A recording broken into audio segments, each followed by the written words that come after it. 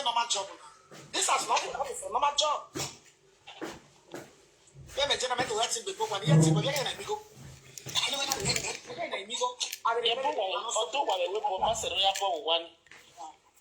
A book I only have with Nick Bay, Mona Naked and I get second one issue. Africa people. You are the one here to be sweet. You are the you know, no, man, live very old. And then you can enjoy number one. Orionba Orienwo. Ewe no ma negbe ugo elin. Baba ugo ani yan owo ma gbon hun. E bedi, ide mu bedi were. De do fi ewere general fi ewere. Uga be estate we ko. Ubu me gerege wedo, ume be Sokoto. But e bedi we ya bi general fi ewere. Ni mu bedi ni karene. Ni mu bedi ni karene. Because they do wa mi amegbe wa won kankan se Morocco ne. Ya aju ware ne ku egbo wa mu wa. E bedi ni bedi wo. Ni bedi wo. Eni ni bedi na hu ga bi e. Ni mo la dan di ana. Ni mo la dan di ana. Imebe ge ya do gbo ekere ga di because wa emeni oyin wo irugun pra yuri. No ma yuri no wi yuri. No agi you de Paris. No agi you de Paris na mi boya so wa oyin ba yewo. Ne do ya mo bogbe. E de ne do ya mo bogbe. Amari wa be dere oni amari wa ofigbon. We are here doing and we are here ofigbon na do ma fi anwu no sun wu. E bedi. Eni ni bedi we na hu. Eni ni bedi we na hu. Idi na dam yo yi. Gbe. Call you on a benu was. I don't know. Don't put you at your car. Igbo wala bi ku gbe agena ni. Abi gbe agena case is play located are UK. Igbo wala yan gbe. Tawa kuna. Ina fi am adi Facebook people don't make clear why worry. Ya de gbe fi am adi Facebook with TikTok fi am adi. Igbo wa we ni. Gaina ebuwa me so rest in peace. Wo wu we dero ni. Ime video no ohun dana oyin ba oyin wo na wo. Wa gadan yo. Owe yan ima we ebuwa me. No do wa mo no do wa gbera o ma no. O mo ja no. Ohun dan we yan se na gbo be mi na egbo e. E wa no re Morocco yan ayere yan ayo do gbo oyin ba kan. Ugo Elin no ma yore no wi yore. No agi o de Paris. Le do dam egbo e. Igbo ya we kian no we no ya be obo wa ni egbo ya la we gbe. Igbo no la we gbe bo ebo wa bo wa ni. Igbo ni odo ya we me de ne bo wa wu na gbo ma yin. Awe no gba ma so ma ye. Ime gba we ohun esusu kin gba we goroti. Igoroti no Italy okpa wa wo e. Ove wa yunu wa vie ni okan agbo wa we okan agbo wa bota. Ide na dan wa. Idan na dan yo. Ko hen. Video me gba lo bi page na Uwe te bu wa ga arobio, wo go arobio. Ogun ba ogun wo kin. Benu ya mu iku no ro wo doria. Benu ya ri ya be we bu wa go arobio we. O ata fu. Egbona mozo ga ata. Or when you sleep with mama, I go for 31 days.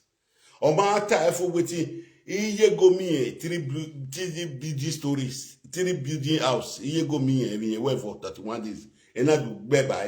Ni ya beba any. Or my itakere ni adi. Iyori. Uwe offended do ya.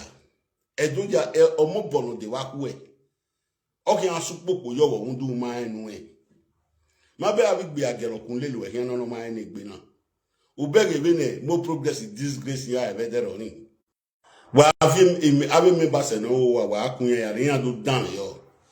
Kreja adi na jimu na kreja adi mami ya analyze video na ikitun na wa kwena woni zabo tin egbe enya han.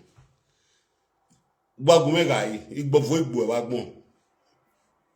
Owe owu wa rebu wa ga bi e Spain. Una fie una we bi ogbu ga na. We ya debed we kun go ya debed there. Ina hion. Wa ga hion. Wa ga hion.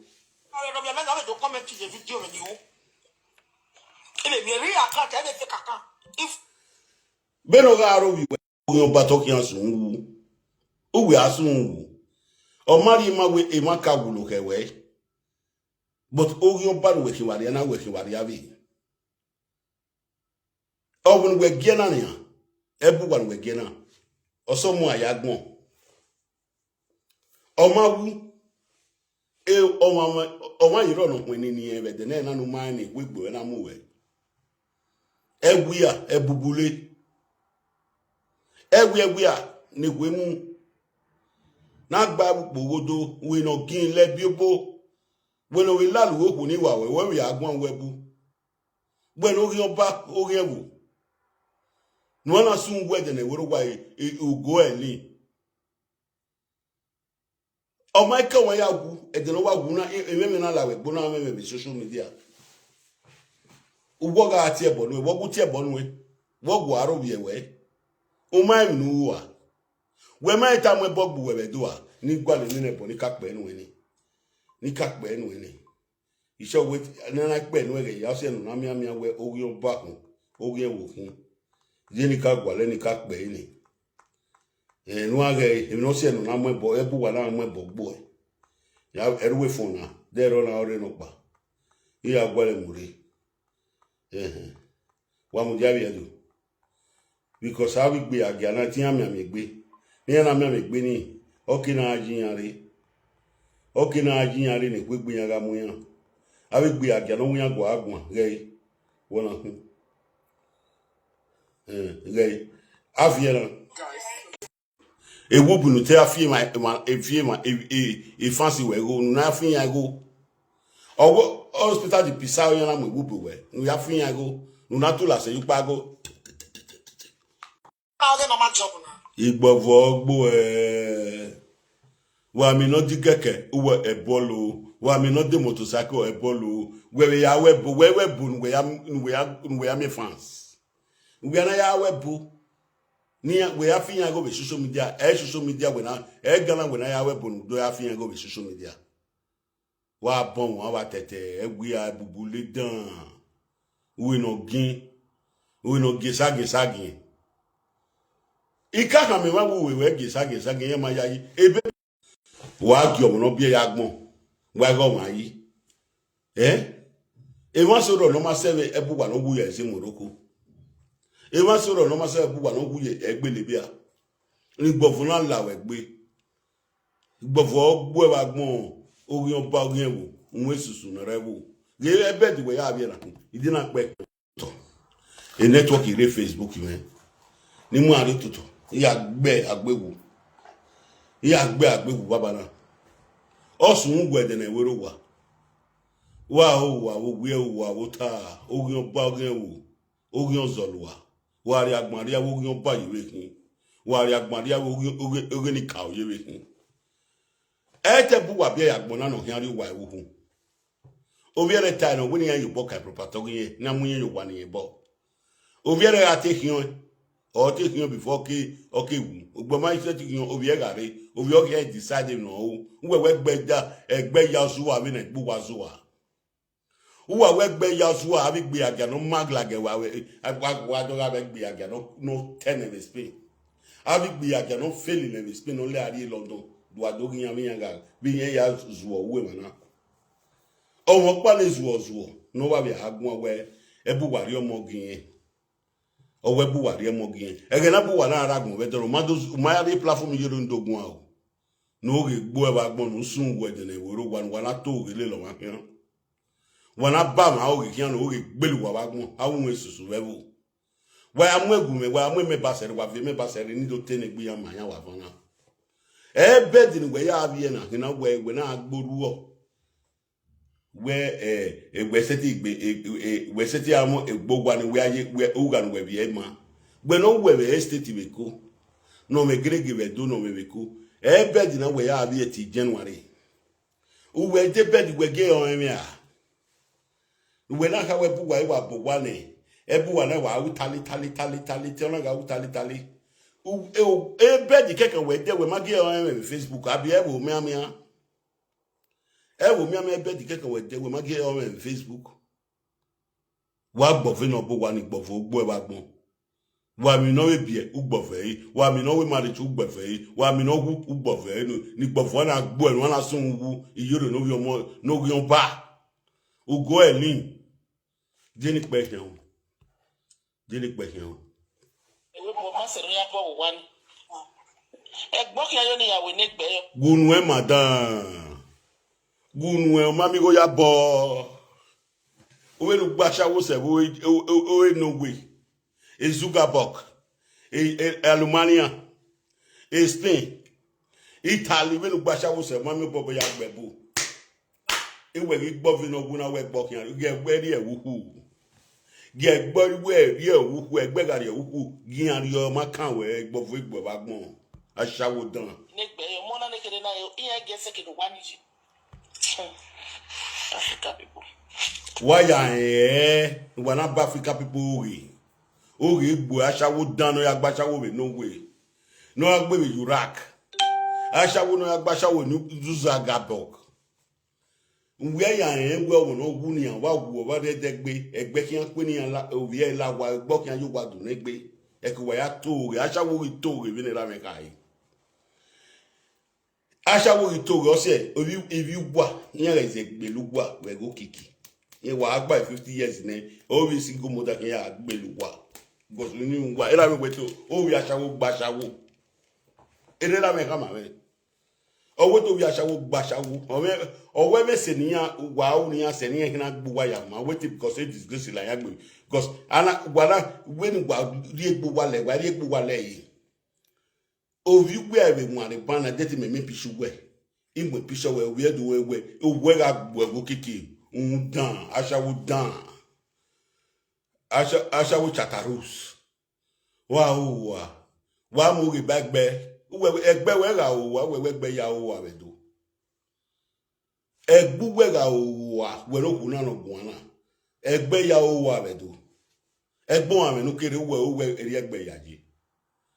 Nu bon mo wa mu ri ba ma no re Nigeria o ri gbelu wa ba gbon.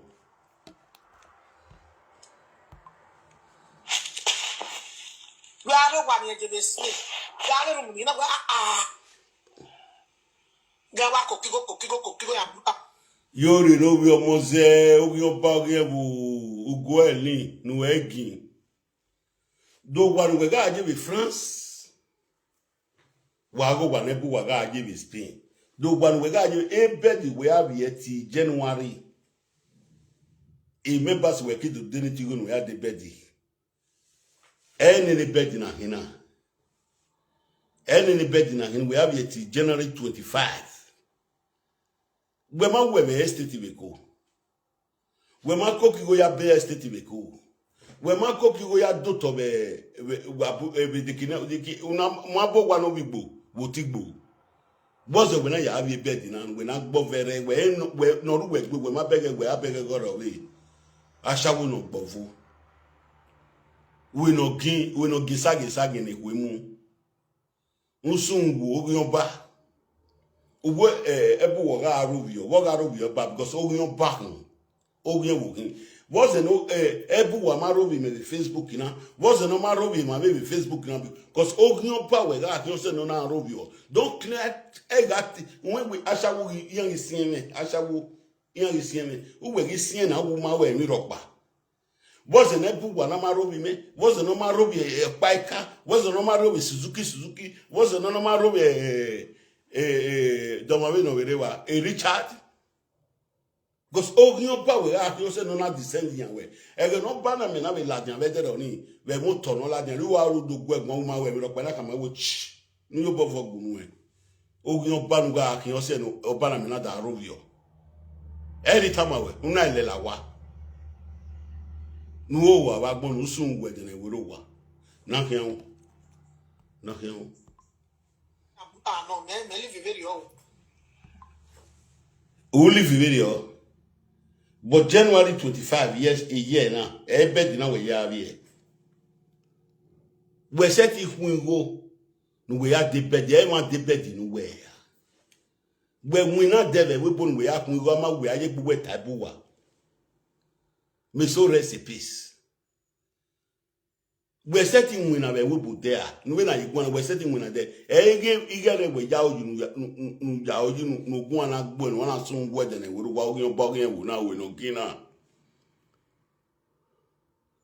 abi gbe aga ya ma ga we wa ni igbe aga e ada me ya we mi no ma yari mo progress disgrace nya ya be there on wo no see e uni me dan ya gbe na se yan ma se di wodo ya ama we ya mi odo ogele tanya faith no ro be there ogele gbe faith no ro gbe yan be faith no po bole lu eni e ba ti yan ga su ni faith ma be disgrace ni mo progress ri na be there on ni do wan gbon no e there suppose no like platform we say because all we water ite ni pe hian Ene de ni ke me join number 1. E ko ye no na binu. no we wa de bed na ni a o ma ge ori yen me as at this year 2025 January February March April we ma ye de bed yo we ma ye duk me bed e kwe bed na ga mi 1974 ni star li egbe ya wa bed ya se 2025 the way why I did bed na no your man who making noise with social media what boba what mo eladian we not get the bed kekan we not set the bed kekan na mo eladian we agbo fi no bowa wo mo wa ladian ina we asawo gele kan gbe bi ni la me kai era me wa asawo ri kan yan ka wo yan me wan se ono si era me ude emi ni la me ga atama me ya fefefe e ba me da explain owo ta asawo bi emu fuwa owo bi asawo yan de do gbe bi asawo keke owo yan se gbe yan owe no we de owe we re gbogbe owe bi asawo eri yan agwa lo eri yan like say eri yan owe eri yan like say we yan de do gbe yan gbe yan de gbe do go so na no gun bi platform we no to we platform we no o wa abota ive mi opa ban no re Germany no bi eni pe ne owe ju nu e ro ko e live video tali tata toto no bi eni pe ne we mu e ma ni de gwo ni gwa na continue mana na continue No na binu wa so. E do na bo. Do pe ki ka. Ah. Ile ra mi e video me gwa lo page na mo pe show me le. Aro ya me. Wa wo no na ro bi o On the commentary. yes o we ni ha mo yin se we yin o ba no so nwu eyin wo gwa ro bi o we o yin ba no gwa ro bi e we no na ro bi o ma we wu ma we me wo se no ma tie bo no pa ika be se no ma tie bo no Suzuki wo se na bu wa no ma tie bo ni ma be social media na pafu we no yin ba no na ro bi e gwa no takere dadi gwa no te agugwa ya fefefe gwa no yin ba na no we gisa kwa wo ma seti no ta undan o se na woni ya agian ma wa aja me yi na agi ma dan ma wa aja me yi wa ma bege ma ko won ya hu wo ladian igbovo osi olala egbe nwe susu no iwebu wa ma bege be dero ni na ri nwi na no be dero imami ege do ya sai kere dadi ko se ma sai be na nya maybe on a weekend because all la joda claim victim we ma we ro pa e ma na ro mi wa gun me bo na gbo de ni mo ni ne bore ni ka pe fure ya ge ma wa gun me bo na gbo to ne to Oh, you know, men have to comment to the video when you. If you really account, I fake account. If follow you, check anywhere. Again, I go look here. If you view no, I'm more popular. Anybody is not in the view from you. Tell me about boy. I know. Remember I say na hina.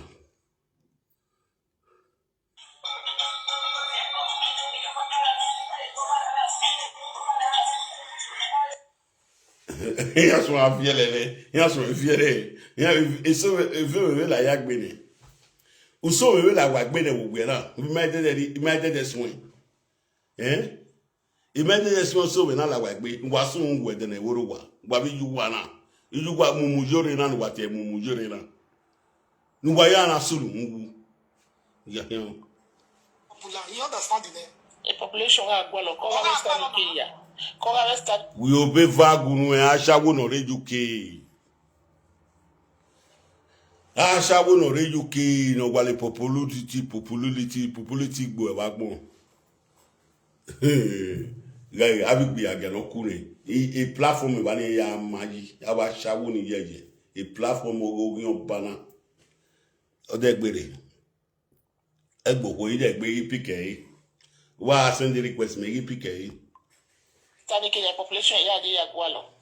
Baby, Emma now. B2B2, fight you, and we. All the way do we fight you. All the way do ti han mo gbogbo we han mo gbogbo utajore. Ogo eni.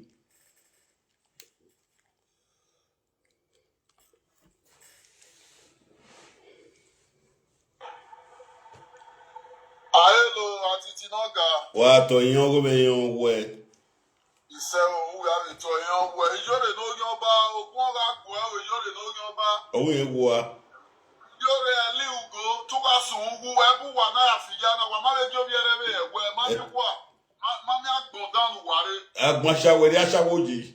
Aba shawo ni ye we mu wa.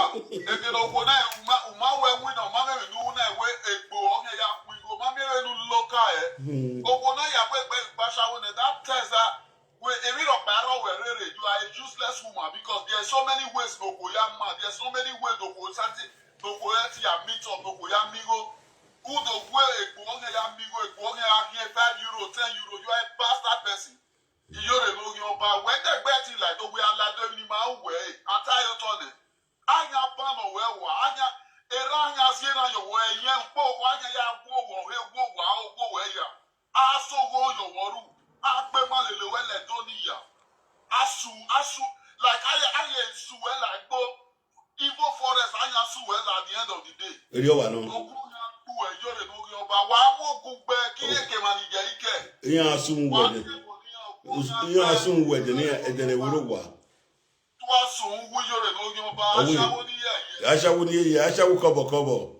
Everyone we go can everyone be be we ma yo mo ya gbe tell ni ya gbe wo kan be 201 na do age everyone na so ni be feel ogu e everyone mo be de nu we nu a wa everyone me no yi e u de nu we yi we nu a wa Oya koko wigbo ya koko wi gana.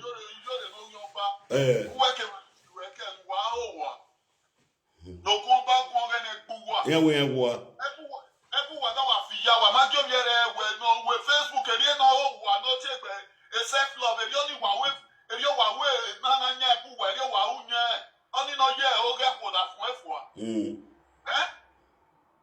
Wa le ye buwa le ye do everywhere. Ebi do wa shawo lo re we bo wa shawo lo re we bo ebi do wa shawo lo re we bo ye de gbe.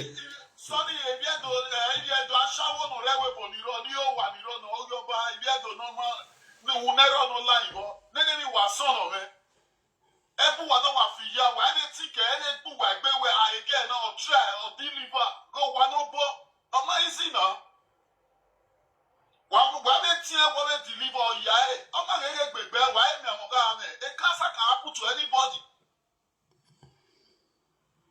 One like Facebook, it was rubbish over here. If you know what you achieve, what I achieve, what did I wait for so many years? What I achieve, you know, where they achieve. Iya we bo iyo le kin ta ya we gangan ya we bo ga lu. When you are not go elino si so those way. Why you? Wow, why you no go back? One soon ku we ke mani you we ke. Mwasu wedene werowa. Mean again I you know that Fiana away over here who can get to live or try like that get finish work. Onya ona bege if she finish work or also very Europe ona here for 4 years ona ya relax. Ona the best show ona go deliver again. When you don't know way for more than 40 years they know it you can look at the foundation we do not canna be away. Mwa ho wan soon. Wami o mano yaso wa mano we mi nuwa maseti nuwa ya tie wa nuwa mo obo boto. Ami o mano maso wa mano yaso wa mi obo ne. So they want me drop ese o bi na because the thing they really vex me. You don't know your but what so we there. O go na ko na mi we anywhere na mi we you are done. Anywhere na you na mi we wa no. E so ma le Nigeria ni wa so wu e o je ni. O ma yore ga we no ma yore no ro no ma yore gi no. No majority who go and lean on soon and then we don't want. I beg you, man, go run things, man. Okay. But with truth.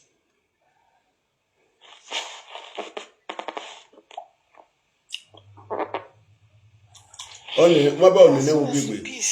Wo ma ba oni ne wo biegbe ba. Wo ma ba e un fele ni bo ya ye ki agbo onisan. Iya ye ki atugi onisa tugi owe no ya lalo ile bobo oga lalo ko ni wa owe no gwa gbona e baby girl we to ga lalo ko ni wa owe to lalo we ona e be no that amu we amu we ka unu amu we gu ale lo ma unu yin no be lalo we ogun ni wa o lalo ko ni wa owe no dagu wa gbona ono dagu wa gbon wa na gbon we o yin unwe susu ogu wa gbona no we alalo ko ni wa we unwe susu na hospital de Bissau Paris 18 Mohammed na mo enwo pupa Mohammed ati di doctor no mo enwo pupa ni yore na ga deceive wa woni opa wa do enu me ka kan wa sage oladan we wa mayayi wa omo no ena do kam wa we unwe susu no Iwe hospital de Bissau yana mo ewu but you na afiu gwa go ona atula se yupa go wetin yan wona ya afiu gwa go awon yo pa no do ve ma se ngwa ya ka wu danu wa lesi ai because oye bo gbaluwa no buye ba ni ni oye bo mu wari ane no webo on e do ma webo o ne webo o no ma we mi do da mi o do yin na webo ni o si ni yori na ya webo le le ya kan no ya deceive wa o si na we do ma we webo yin ro webo wa yin re kene bo wa ga aji a yin webo wa gba kan street no na ka we ebo kina na mebo ki go na mebo e go na webo yin re kene bo wa ya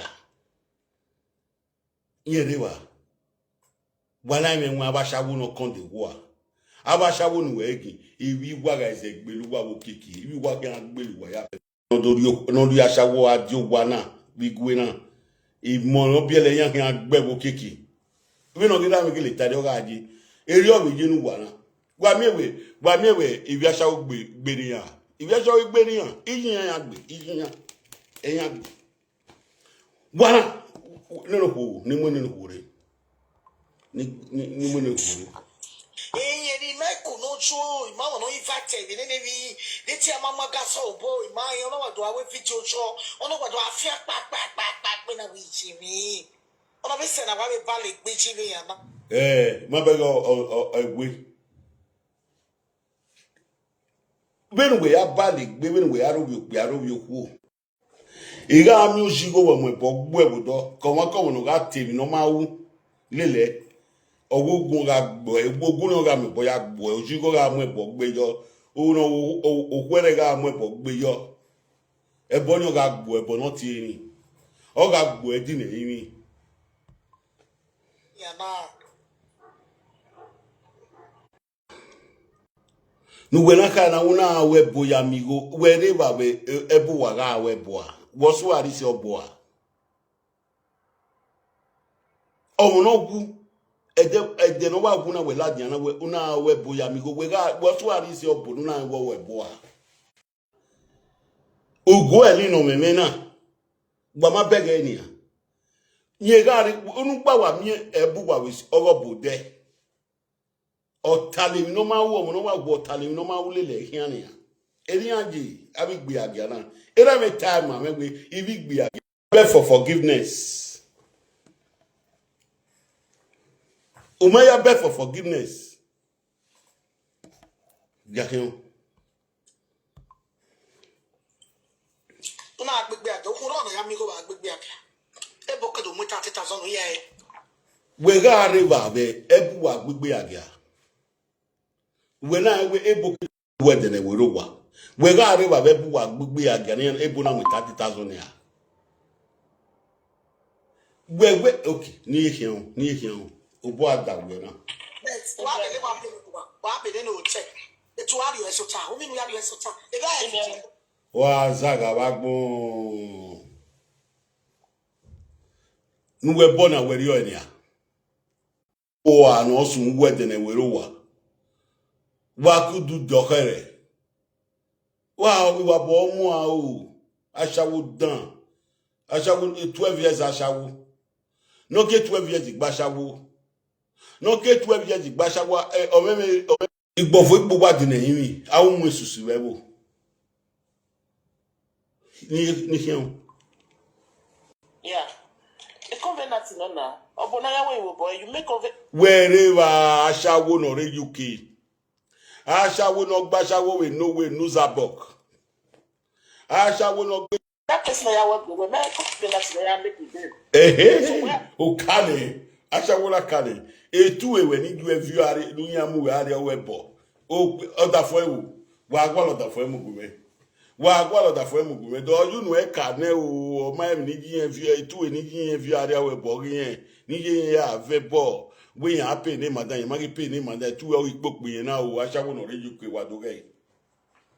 Wadoge o you know e ka ne.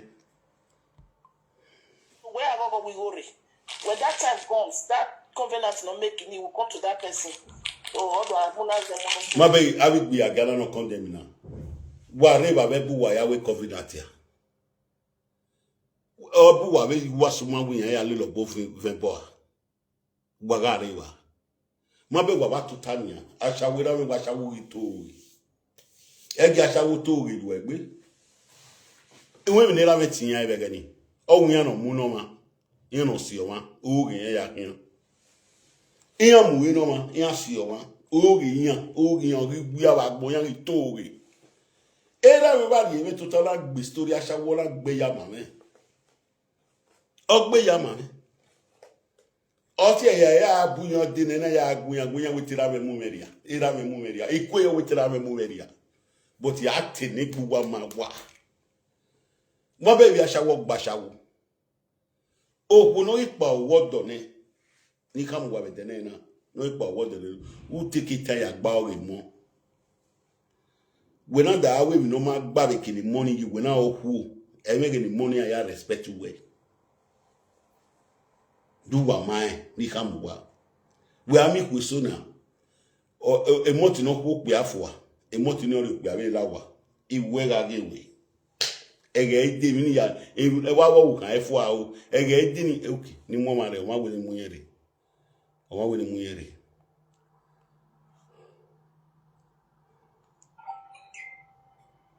The great attitude ma tana my brother onu si ya bere won life imana be o je we na mi ege me pi o me no su the great Ojan will speak one. o ato ege no bi ashawo ya respect Ojan will speak one. o ato ege no bi ashawo Baba ori oko na ma ko do ari ba wa we. as we worry very soon ege no bi ashawo ya respect ashawo to bi ashawo gba ashawo tabata onu si ati tabata obi ashawo must gba ashawo imagine what abe abi wo ne gbe ehwe so ni gba ashawo ne ni bi are webo na ma be the story na be ya gbishi ya be Facebook be ya social media ma ne mi pia ma no mi pia o no bi ma ne ona seri ma ona ya gba ashawo ma gi seti ge si ye awawo a omo be seti respect ye no gba ashawo very bad. shawo bi ogbe ene mu awuse ogwenu de machine owo ni oye ku e mo sege ebono ogwase. So there's no need about it. When I shawo ma gba owo owo na gba owo do other normal circumstances. Kwale ki ado kwale ni awudu ya gba oremo. When I ceremony when I wash shawo we are in land, you are useless yourself. If we take better thing away so ma. If we take thing away so ma, you have lost everything. They will not even say we Odijo who lost the respect in the world and when Rudigo no man say be blood money. We no pa what do they? We no pa what do that change up yare kinu you gwe. Where will all except in respect where? You go go you respect where odo ekinishi do we ashawe jineki. And when certain respect where o go no pa you what do na ya marry up ya when no be ni pe ha ipe ne. No problem. A relationship in my work, no problem. Well, you are get the word when a Russia won't be. You have lost everything as a woman. All you say the Hela Naya, all you say Hela Naya Facebook, all you say Hela Naya. We're not be our way, no, he has certain respect where our war, or when we will be a he has taken as anything we are making. No, the level where Russia walking, the lowest level in the world, like the What? Okay, I am going woman. I wish to say. Gumagua.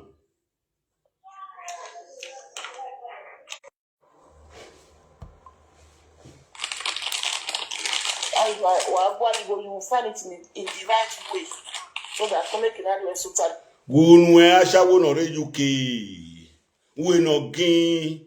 Wa find it the right way. The right way no we no making. We was born up in tradition. A manibia do tradition ya bima. So you cannot come at a Bible wa tina wa ye church na. Me mean wa from Genesis to the Revelation there. Me mean one verse where we tie or yore no your party one verse in my one day. The church na had this man. I will never be a girl church say. Or we be a guy cool in the street in the mo church in or where jinya ye wa jinya ye will be built there. Also na make be a lobu be then be built there. If you not supposed to hear wagon, it be a gani and do you were not deceiving like church. Ona be being a tracking area. Ona a tracking area. It be a gana so I'm forcing us one moving in Lalo, Yana Swan Lalwe, Ayana do you could die of the streets. What get him? What get him? On a god, a guy now, Yana the weapon get from Jepuite. We are a match on a polo. A bell, we are yara, Unwe, Ufoje, Uta. You didn't get at him. What you Jebu, what ya webo with Jebu, may away. Moya, what ya webo with Jebu, Jebu, Diana Buedine, Ugion Zolwa. Nwana soon wedding in Uruwa. Or what will you mouth in my webu, I mean, Ropa. When not here bony rabbi do it. Uma often the bua, who will often the egg with a way.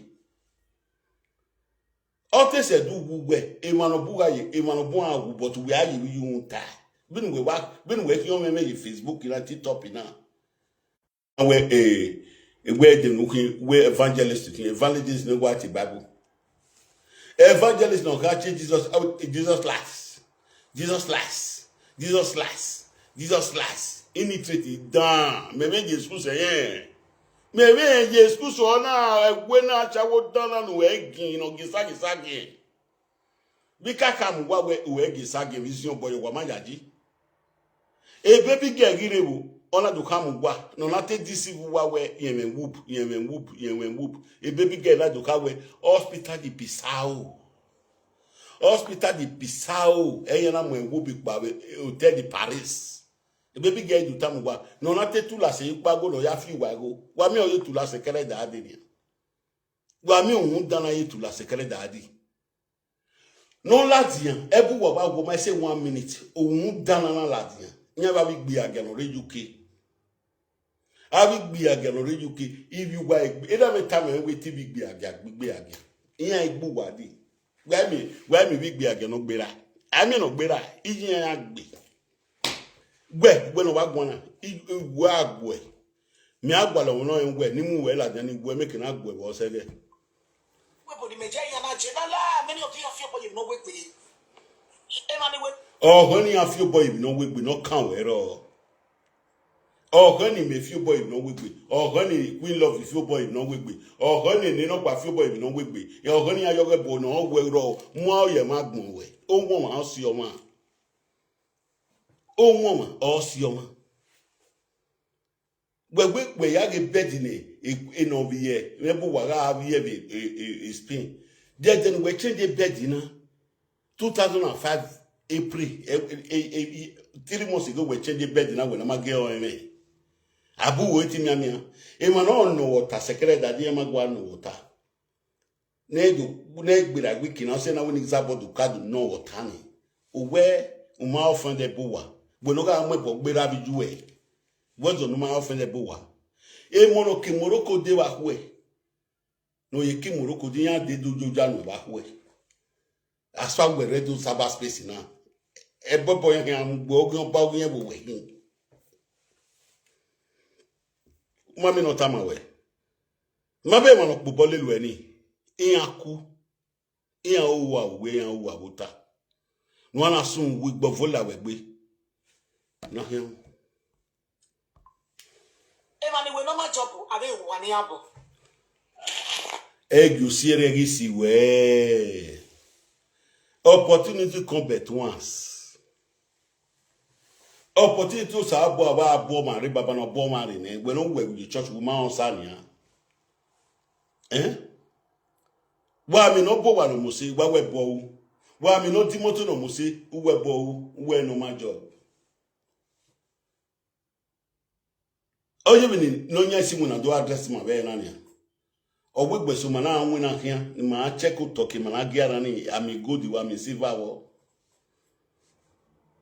Jimmy na ga giara hia wa kwena na mi silver mi gold na do ya be ma shon we eboya do agiagedu na ebo na agbo e. No na sun we de na woro wa. Undan, unwesusu. Ne baby girl ya la do disgrace we ni we ewubu we to mo keke yu we buke Morocco do mo keke yu we ye tu la se yu pago we tu la se kere dadi nte ya fi yan go nte ya fi gbi agia no ye me we awi gbi agia no condemn we ye nu ya fi yan go we ye se te fi yan go kere dadi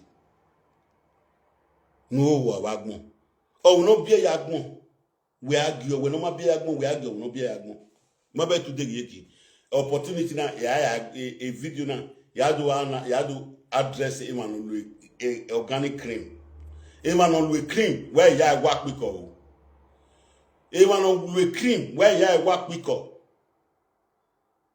Emmanuel abe so that ya muki Nigeria na na ya bleach ni where ya work piko where we gi adeka openwe where ya bolu penwe gbagi penwe ni si eri obe yo pia no nwenwe una wo kan blue organic cream ukele le lo bi e wo ya mepe nwe no ya alale chemical ni amure no ya alale ye gbedo ye de da don dede gboda ehunye iwe buwa de na ni ma ya gi omoro pa opo no organic cream awo ni amisire na ko ware na una wo ogbo pia no friend e okpia no re yo wa ukele bi e uke amunu ye nwe nweti ya do igwe nweni ya fefefe no make na afofu ave ni afofu akara para iyan ya wa piko ba iye ya wa piko la oke munu ye nwe no ya alalo soda ni amure no ya alalo ni cancer ya gbo ewe ni gaza ya bude ne ewe ni ga bo pe ade bo hode ere perfume ni ya be spray ye gbe na so be spray ye nwe so be spray perfume ye nwe uno ba amunu ye nwe na be mi nwi ba wo na ya me pe nwe ni ne no ya ala le chemical no ya gugu dudi iwe ni abu wade iru white ni na erugwa ya fefe na se na kam wa skins no ro na teso ma wa no ri ewe no ri okonu wa lelo ha ri palo ba ni monica atu ari nu aka mo da fo ambus neze yo me wo ugbo ni gegene oni kere ke no ni gufu oni ye unye no ya la organic cream be nwenwe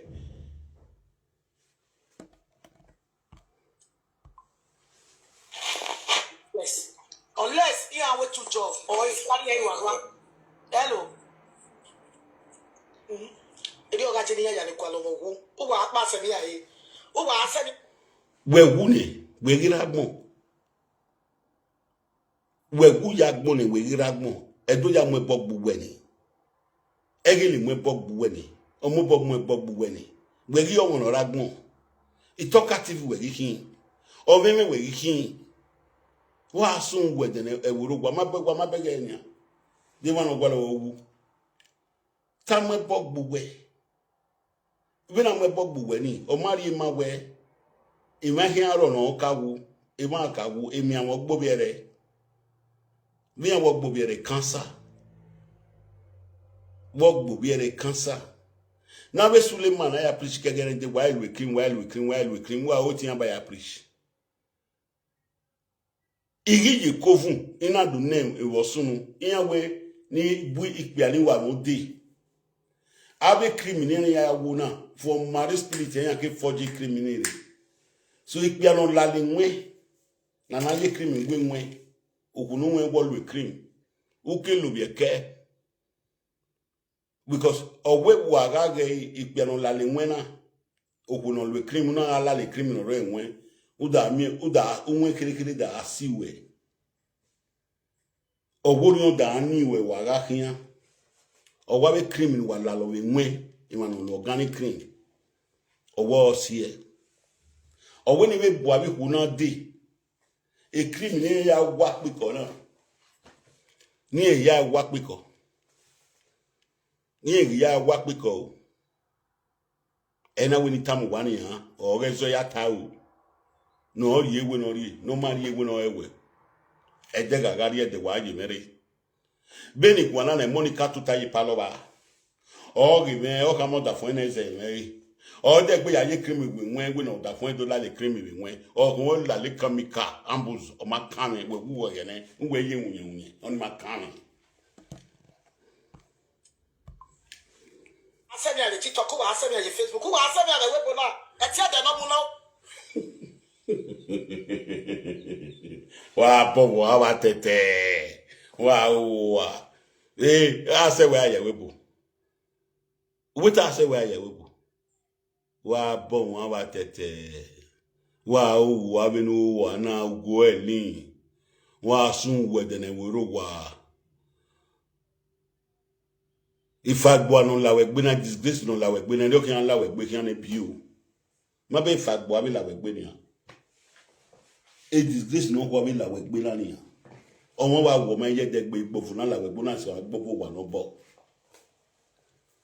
usiere na gasiwe di baby gang no lelewe hian e mo progress of disgrace yan ya we there we o se ni yan na master story wodo we ro wodo ama wi yan abi aro wodo we nu we ku na ni yan abi ku ne bio o mo pa ni ati e feti no ro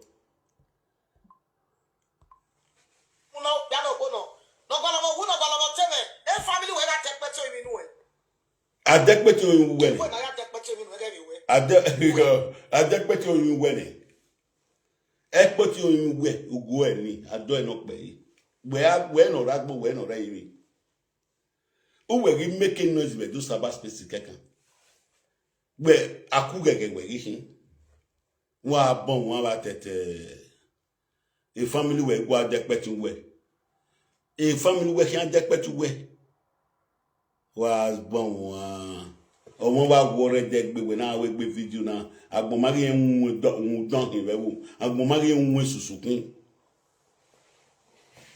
agbomari en wo susukun don e mo no ye pubo lelu eniyan iyan ma en gbe yan eru wa bi tale ni awa ko no a o wa gbon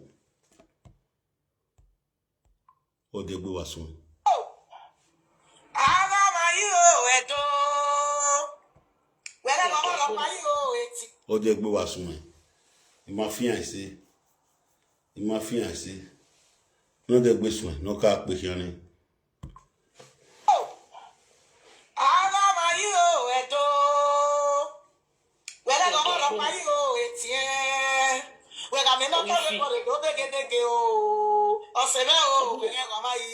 ma be we dan ma be no wa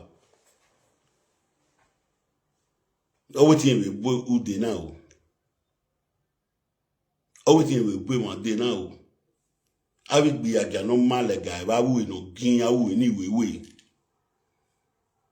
iya popo yo abi no de gi de ku ke omo pa no wa agbon UK o we ye UK UK no ni wa abewe bo wa ona so ari bago no ona san ha me bo wa no de 1000 ye yakoko mo igo ni awe bo wa teta ma 7 yo igo ni awe bo wa ta was 700 no wa abege bo wa ona so we ebu wa dare 1500 ye yakoko ye ebu wa na we seti ebu wa yari obi ye egbe na ikan ona ga tali tata tutu me video na ona da atoge no da babu wa oge ege na bu wa na ragbon maladian o na maladian no do ka we bu wa gwen egun we te bu wa ga we video yin ohun wo si gbe kan ne bu wa na mi omo na wa we no do saye mo ndo oge no wi ere UK ni no la be bu wa wo wa mansion 700 yen be bu wa ti tabu ye yan ri ne ona increase we 1500 you know ebu wa na we set high ebu wa na mi o mo na le yo tin we Holland ebu wa na mi o mo ojo yan gbo ko ri wa sun wu wa gbon be no wa na un dan on to si egele bu wa na ragbon wo zo le bu wa we video gbogbo e wo zo we maladian wa ri platform yoro nu ya kun ni on no gun gbe takukere yo won ozo ma dia ko ori wu ne no wa da ba ori no ori gbo e ba gun ba mu bere obo wa 700 wa wa ta wa ya gba ori e u bere obo wa no fo una increase e ki 1500 e bu wa la wi e ona ri omoge wi oti enoku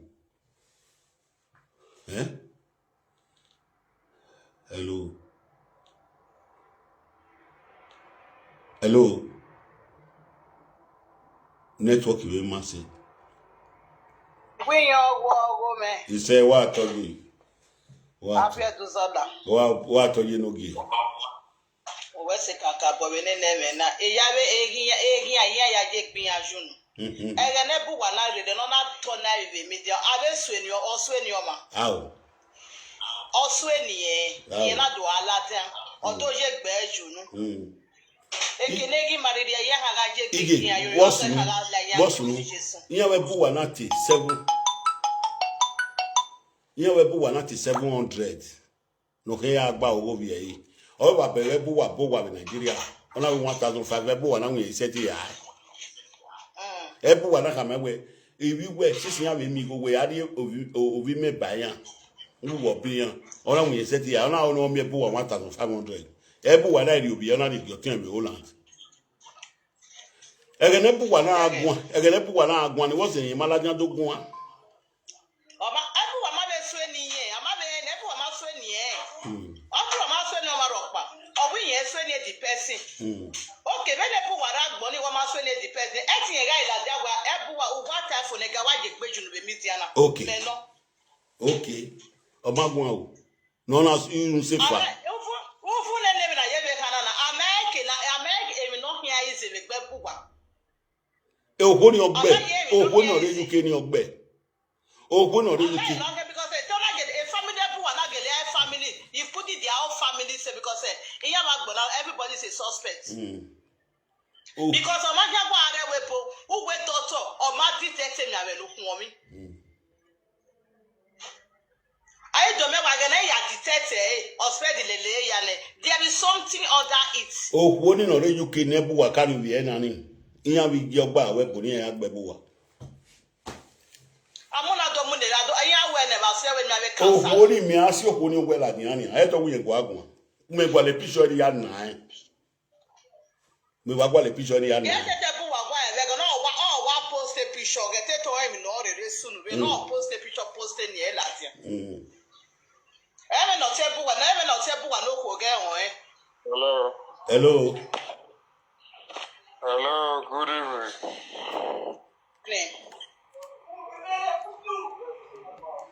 Yes, only my better mo pon you. We my better One mo. call a live video, your name, they not be fake at all. So social call they put your cloth for man, they talk.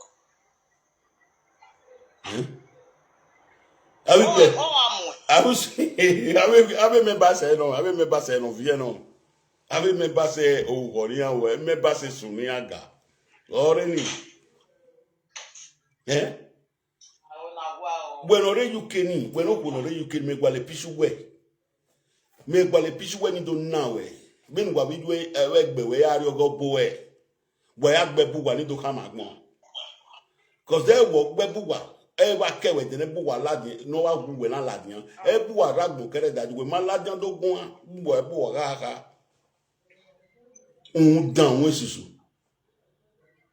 Egbe wo ma. Imaro wa kere da. Even on them mobile come on. That's in a Nigeria or Tony or Magai, Bobana, Mule, when he had girl my hand. What bokola ba? O kuna no reju kina. O kuna no reju kina no do go e platform yuri. Wo si gbo fu yo igbe. Ebu wa na your money no gba omo.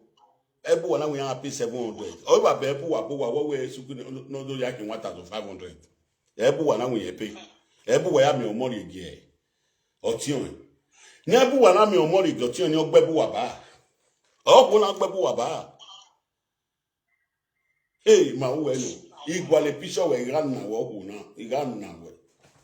Edu we gwa agun. Ya ga ma we gun aso we. Ya ku we lawa. Ariara we de gbela je Facebook. Nu sun wu ni. But why can't you give me Latin? I mean, if you're doing a yard of shame, why me mash on your happy Latin? Latin? One get Latin, oh, what? Me gwa le picture ni mo la je ni do no e. Ni do gbe. I never tell one already you can know. Only I got a picture of all the person. I not tell time I go man. Maybe you already the connection everywhere. Okay, na he una. Ona na ge why did they give Facebook? E ma te batamu wa na. TikTok. Remember now, when I normal job now, when I was normal job now. This has nothing to do with normal job. When I make the right thing, but when you have to go, you're amigo. Who de gbe seti gbogbo wa ni wa ri anu de gbe seti bo wa ri abi. Wa sun wu. Igbo vo la we gbe wa gbon. Abi sujage ya fere ne. Ewo awa si ku.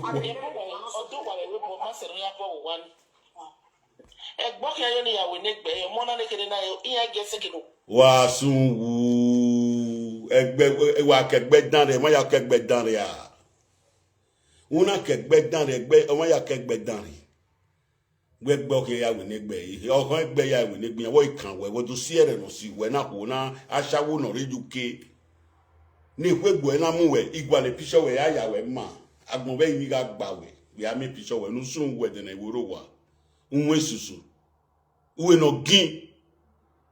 Uwe no gesagi. Egbe a. Uwe nye no muno da fun no uni. O enye we muno da fun we. Ya aja we ma. Africa people. We are the one here to this. We are the one, you know, Wa bon wa ba tete ugu eli no wa wa gbon won susu. E bed na ni memula dia na dede na change April this year 2025. I change the bed na. We ma kokigo ya igo nu ga fi ni ka ore ya be estate. We set the bed we the bed we ga bi.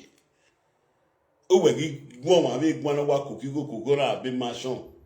Uga no biye o ma set the yi. We set the ogu we be estate we ko a. Ije we no tana. ije megere ma network ma se kilo yiwo do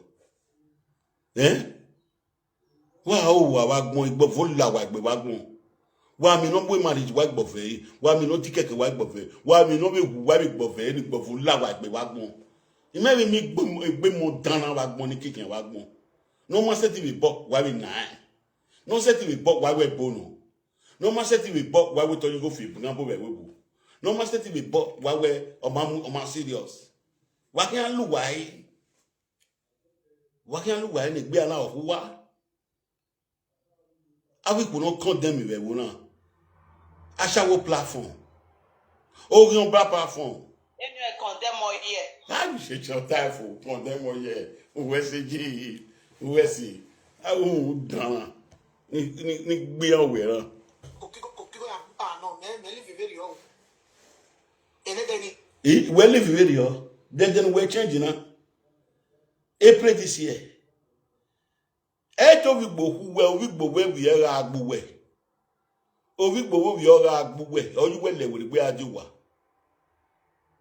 we le subania una da agwale mo na de bed ni we na o da ganu we wo wa bowa omo eladia we no se ti de bed we na gie ma gbona we na gbodo go celebrate no wi bowa e kan kola gbona gbodo celebrate wa zaga ba gbon go ni we umame nuwe bu wai ebu wana garo we egbo na mozo we ata ola mesagi on la loba we I sleep with mama go for 31 days I sleep with mama go for 31 o je tata na la na we is nunaka we sleep with mama go for 31 days uka we utaifu you sleep with mama go for 31 days ona me we 3 flat yo utaifu kele that wa me oye tag wa sleep with mama go for 31 days wa me oye tag Facebook and TikTok o ma ita na le boss ye ne bu wana da aro wi we boss no ma ro wi love le ki o ya me boss no ma ro wi paika boss no ma ro wi retire mi boss no ma ro wi wati no pa e Richard Osajayi boss no ma ro wi e mo be Facebook but uwe wa woto ogun bawe yogun ewo yo na aro wi owe uwe rawi eru data wi ma we mi ropo na aro wi o nusun wu agbon then you can enjoy number 1 e ko ye no na be no wa se e don na bo don pe ki ka tuka mabe awa shauto mabe ogi wa fe gbe de to ma we mari baba na opa asa opa to ogi le we kola be nínú wa only na if you no were wo ki o kala boy kan wa ki no na bo wa boy kan wa vo agbon wa yinania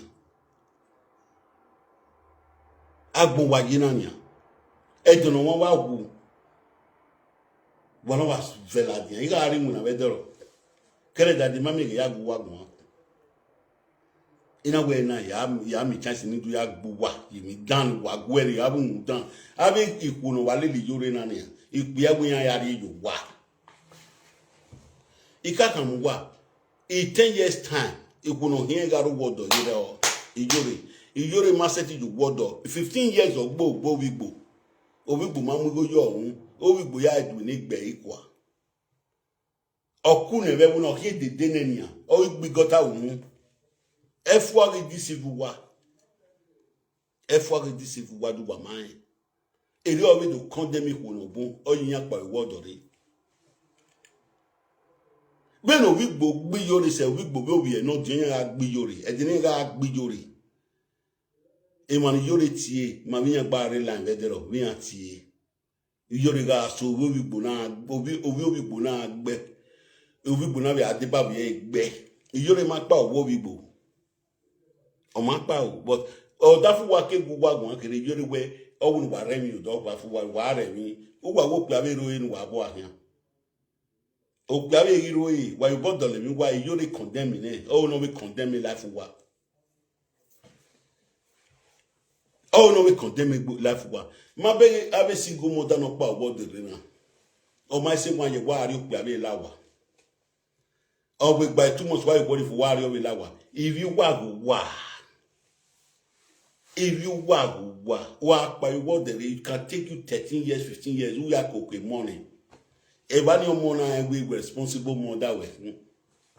When we pa what there is why you can exchange where everybody go. Oh, eya wa kai for or second or do you know where on you say around time or we if you asha wo guy gba shawo is a gbe in our wo you know either me no buneni wa me agbere yan wa me bi asha wo gbere yan eyin apan agbe ibuderi ni wa nan wa ya ni nwa wa me kina afi gbere ye unyi me dan ni mommy wa mi in ya respect ye do wa man unyi me dan ni mommy wa mi ni in set ya respect ye okin wa na so wa kokiyan wa wi yo boniyan but I will ni ma to si ni ami wa mi ni ne ko ni ani yan yi ni okay when you jo mo kin jo gwe gogo e no bi wo kin no jo bi gwe gogo e no gwe ake no bi gwe gogo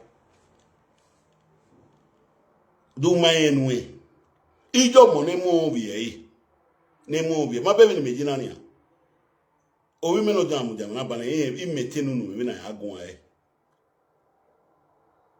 owi when I be like 20 years 25 years ni or 22 years okay no amu we do gwe no ku do my no e enwe mi omo no 25 years ni we so ya we no ku yi se a we nonsense ibu de meridi enu wa na omo no 25 years ni we se amu pe alawa wa mona fo awe mo bi gbeso na bra mi we obi gbe no pe ani o pe we ka friend no we o bi aka mu je we yin like on say we na wetin go please you go do obi gbe ni dey do gbo e ba ko e do man we even ni adi exposure fe no wa make na fi we ri eyan we o ma dollar wan yi we ni ri atai wa get son wa but emi udenera me ga abu me e ya fe me vi onu gwa na wa ha we ra mo me dia me ko ye we ra me me dia iwa ko yo gba mi bi asawo no egbere yan onu gwa mi no gbere yan bi asawo no gbere yan bi yan de mo ni agbe ijin yan agbe du gwa ma we ni aham gwa ni afin gwa o ja kiyan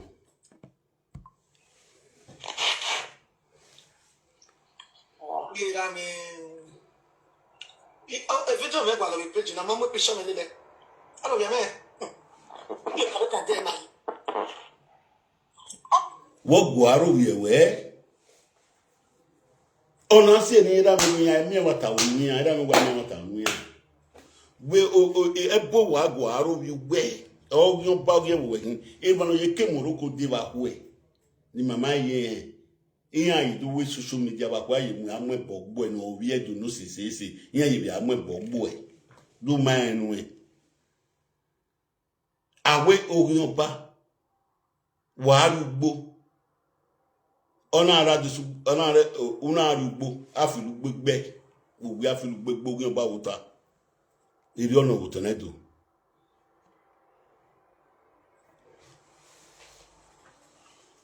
hello Imagine Orion wato imagine Orion ba no ebori you wa ona obigbo na do awe gino wa no nebori eji nyogide to aba sema nyogide nyagide ti e mo mi ewe eje gbe ti mo mi we uwe mu yoro uwe mu yoro eje gbe ti mo mi platform uwe mu yoro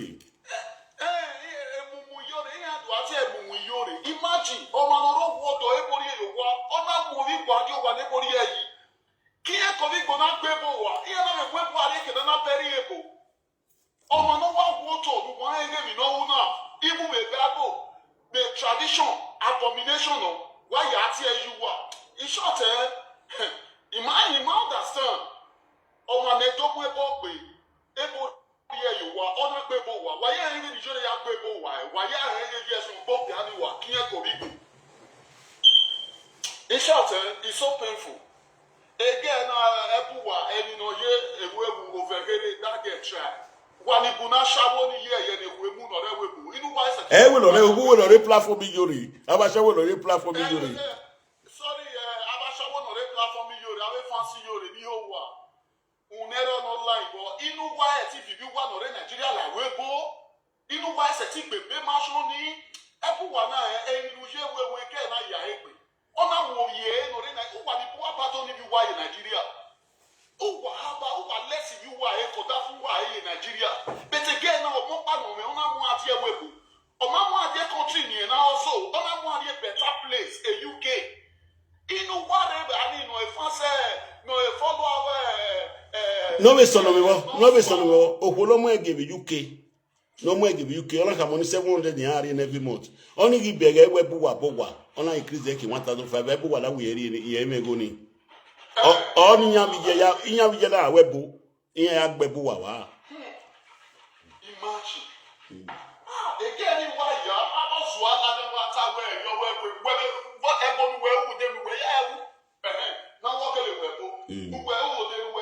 O ya koko bi gan. O bi gan o ya mugo na bi gan. No ma wa no tete nene bu wa yera gbon ya gbon we ma me nene bu ni bi ya ute e we no ma je pe ka asa so ma go me di sege o ma di sege obi o ma di sege wa le boye eri agbebo wa wo bi gbona we ya bere ebo bi gbona we ku we ya in short we ogi oba pa ke na ti yo no Oge Jesus. Oge Jesus. Oge Jesus. Oge Jesus. Oge Jesus we wala wo wa ji ba de ku mi ma no wala ti oge Jesus wa wo oge defu e Jesus ipolo gbe ni na wa wo oge defu wala e ka se de ke ni e ko we pepe e mo no ye we yo wa wo ni wa ti yo bi mo wa ni wa pe ma ni wa ni wa pe ti o ma ni wa wa ba ku ye jo ma yo wa Iye bi su wegbera bi toilet, iye bi su wegbera ai. When they do motivator, maybe other say man, e ma so kunsha. Me nene bi wa so no me ni si ave man na because so wa mu me to le man we.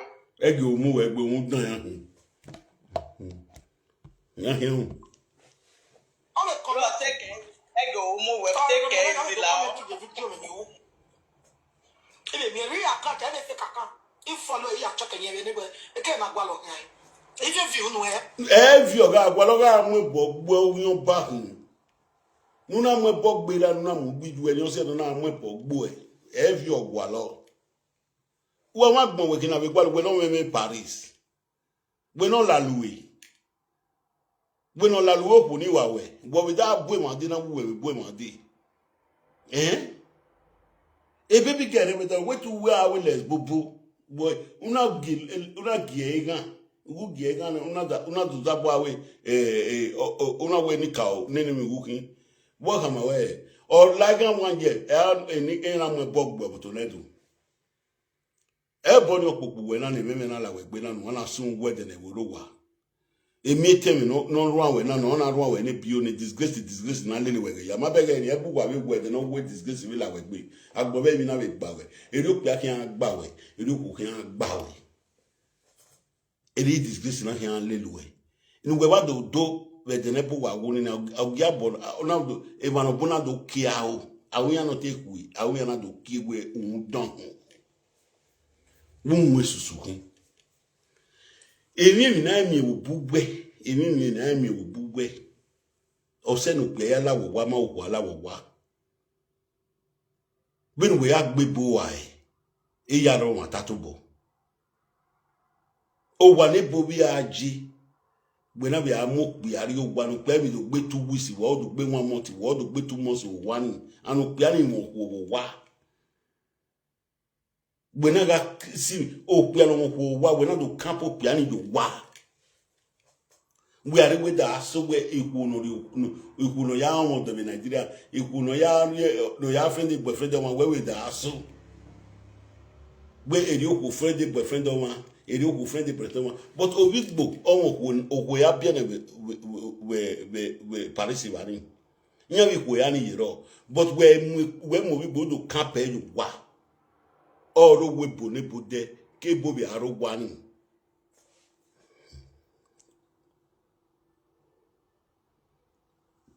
ede gbogbo emu we yin duhun upo we mu yunu ba me mu we yin duhun e gbogbo me mu we yin duhun enini wa won No, we popular. You understand it? A population ga gwalo ko ga stani Kenya. Ko ga stani Kenya population ya je ya gwalo. wa zaga ko na no rejuke asawo kobo no rejuke atiti ona se ni na gbu ogbe so emi ya fe no sunu be do ni alo de dogba nu we ikun kan ani ba fola o pe awe na hina ni wa bo na mu la bi ju egbe de mi sunu de no sunu we do emi sunu do edo a okwo re do a de mi no